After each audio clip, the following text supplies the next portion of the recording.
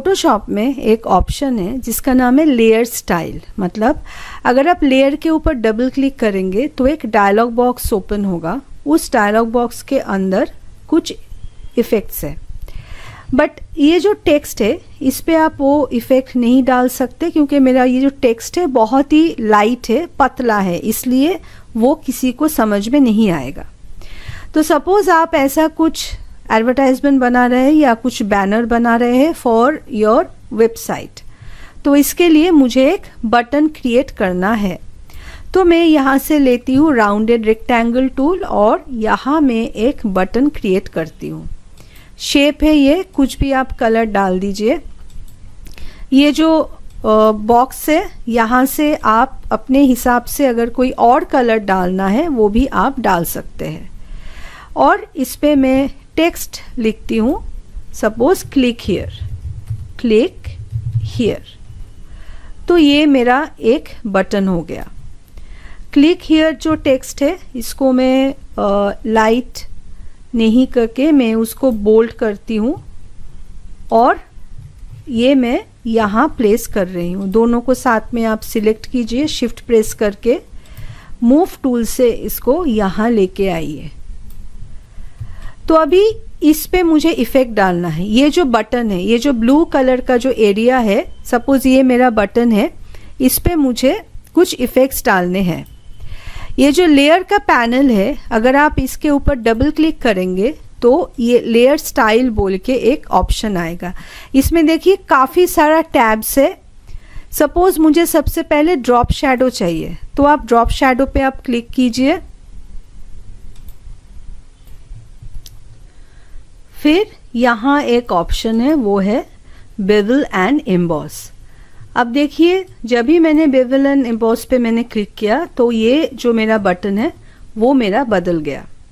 ये है highlight mode. यहाँ से मैं हाईलाइट का जो कलर है वो भी मैं चेंज कर सकती हूँ। मैं ओके कर रही हूँ। ओपेसिटी हाईलाइट का मैं कम कर रही हूँ। अगर मुझे यहाँ ओवरले देना है या कुछ मोड देना है वो भी मैं दे सकती हूँ। और डेप्थ, अब देखिए ये मेरा इनर बेवल है यहाँ से, तो इसका मैं डेप्थ अगर यहाँ से मैं चेंज कर रही हूँ तो ये काफ़ी अच्छा दिख रहा है। आपको अगर आउटर बेवल चाहिए तो आप आउटर बेवल पे क्लिक कीजिए, बट सबसे ज़्यादा अच्छा लगता है और सबसे ज़्यादा प्रोमिनेंट होता है इनर बेवल।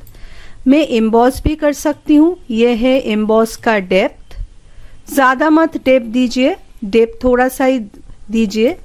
ज़्यादातर हम लोग यूज़ करते हैं इनर बेवल। इनर बेवल में इसका जो आउटपुट है वो काफ़ी अच्छा आता है। फिर एक ऑप्शन है वो है ग्रेडियंट ओवरले। ग्रेडियंट ओवरले यानी यहाँ से आप कुछ ग्रेडियंट का कलर चूज कीजिए और वो आपके इमेज में आ जाएगा। ये सेम इफेक्ट आप ग्रेडियंट से भी दे सकते हैं, बट इसमें क्या आपका फ़ायदा है कि ये नॉन डिस्ट्रक्टिव है। अगर आपको ये इफ़ेक्ट नहीं चाहिए, ये जो लेयर स्टाइल है ये अगर आपको नहीं चाहिए तो इसका आप आई बंद करके भी रख सकते हैं। तो ये मेरा हो गया ग्रेडियंट ओवरले। उसके बाद है स्ट्रोक। अगर आपको कोई स्ट्रोक चाहिए, ये देखिए मैं यहाँ स्ट्रोक डाल रही हूँ तो मेरा स्ट्रोक यहाँ धीरे धीरे बढ़ रहा है। ब्लेंड मोड नॉर्मल, अगर मैं ब्लेंड मोड यहाँ नॉर्मल करती हूँ, ये है स्ट्रोक का कलर। तो स्ट्रोक का कलर मैं यहाँ से चेंज भी कर सकती हूँ। यहाँ से लेके सपोज मैं टेक्स्ट का कलर स्ट्रोक का कलर में ये कर दिए, तो ये देखिए ऐसे ये जो बटन है एक बटन मेरा बन जाएगा। और यहाँ से आप ओके पे क्लिक कीजिए। तो अभी एक बटन है जिसमें मैंने काफ़ी सारा इफ़ेक्ट्स डाले। तो अगर आप यहाँ से एक एक करके बंद करेंगे आई विजिबिलिटी, तो ये सब जो आपने लेयर स्टाइल डाले वो सब फिर हाइड हो जाएगा, वो नहीं रहेगा। और एक चीज़, आप ये जो इफ़ेक्ट मैंने अभी जो लेयर स्टाइल डाले वो आप कॉपी भी कर सकते हैं। सपोज मेरे पास और एक बटन है जो सेम टाइप के, मेरे पास और एक बटन है, तो इस बटन को मैं यहाँ रखती हूँ। और ये जो लेयर स्टाइल है तो मैं राइट क्लिक करके मैं करती हूँ कॉपी लेयर स्टाइल। आप ये राउंडेड रेक्टेंगल, मतलब ये जो नया मैंने क्लिक किया यहाँ क्रिएट किया है, उसके ऊपर आप राइट क्लिक कीजिए और कीजिए पेस्ट लेयर स्टाइल। हाँ, आपका जो बटन का साइज है वो आपके हिसाब से होगा, सिर्फ आपका जो इफेक्ट है, जो लेयर स्टाइल है, वो सब यहाँ सेम रहेगा। तो ये एडवांटेज है लेयर स्टाइल का। एक तो ये नॉन डिस्ट्रक्टिव है, ऊपर से ये आप कॉपी भी कर सकते हैं। तो ये मेरा हो गया लेयर स्टाइल। अब लेयर स्टाइल के बाद और एक चीज है, सपोज आपके पास काफी सारा लेयर्स हो गया है, काफी सारा, तो आपको पता नहीं है कि कौन सा लेयर में क्या है, या आपको फिल्टर करना है, मतलब आपको लेयर को फिल्टर करना है।